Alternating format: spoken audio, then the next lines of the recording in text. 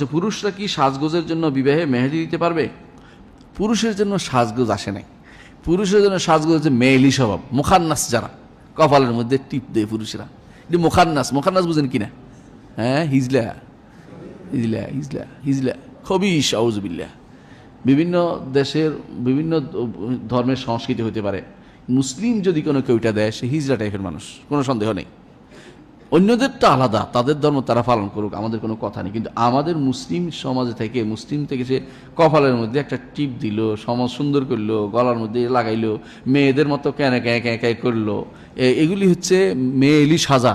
রাসূলুল্লাহ সাল্লাল্লাহু আলাইহি ওয়াসাল্লাম এদের প্রতি বলেছেন, লানত করেছেন যে পুরুষরা মেয়েদের সাজ সাজবে আর নারীরা পুরুষের সাজ সাজবে, এটা রাসূল লানত করেছেন। লানত বুঝেন তো?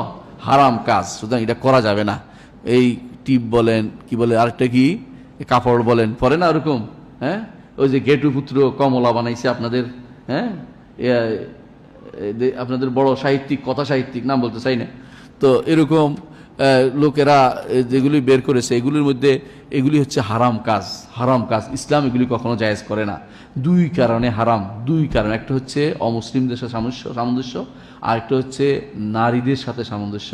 আর নারীদের জন্য হারাম দুই কারণে, একটা হচ্ছে অমুসলিমদের সামঞ্জস্য, আর দ্বিতীয় কারণ হচ্ছে পুরুষদের জন্য তিন কারণ। আরেকটা কারণ হচ্ছে কপাল, কপালে কোনো কিছুই দেওয়া যায় না। এই জন্য কপালে জানেন আপনারা, পাগড়ির প্যাঁচ থাকলে নামাজ হয় না, টুপি লম্বা করে দিয়ে দিলে কপাল যদি না লাগান, এই জন্য নামাজ হয় না। সাহাবায়ে কেরাম ঠান্ডা করে পাথর দিত, কিন্তু পাগড়ির প্যাঁচে তারা সে করতো না। বুঝতে পারছেন, কপাল আপনার খালি রাখতেই হবে। কার জন্য? আল্লাহর জন্য। সুতরাং যারা এগুলি করছে, নারী হোক পুরুষ হোক, তারা কিন্তু এই অন্যায় কাজটা করছে। অনেকে মনে করে যে তার স্বামীকে সৌন্দর্য দেখানোর জন্য করতে পারবে, এটাও ঠিক নয়। স্বামী অন্য জায়গাতেই সৌন্দর্য দেখবে, কপালের মধ্যে টিপের অতিরিক্ত সৌন্দর্য দেখা জায়গা নয় এটা, বুঝতে পারছেন? কারণ এটা আর কিছু নয়, শুধু অন্য ধর্মের লোকদের অনুসরণ ছাড়া কিছুই নয়।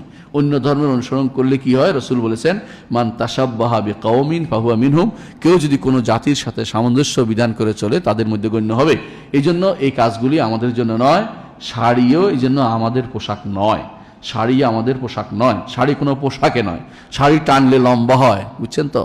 হ্যাঁ, কি করছিল ওই যে দ্রৌপদীর শাড়ি টানছিল, কেউ লম্বাই হচ্ছিল, কৃষ্ণ বলছিল আর লম্বা হ লম্বা হ, শাড়ি আর শেষ হয় না। ওইটি ইতিহাসে শাড়ি পরা হয় বাঙালি নারীদেরকে। ওসব সংস্কৃতি ইসলাম বিরোধী হলে গ্রহণযোগ্য নয়।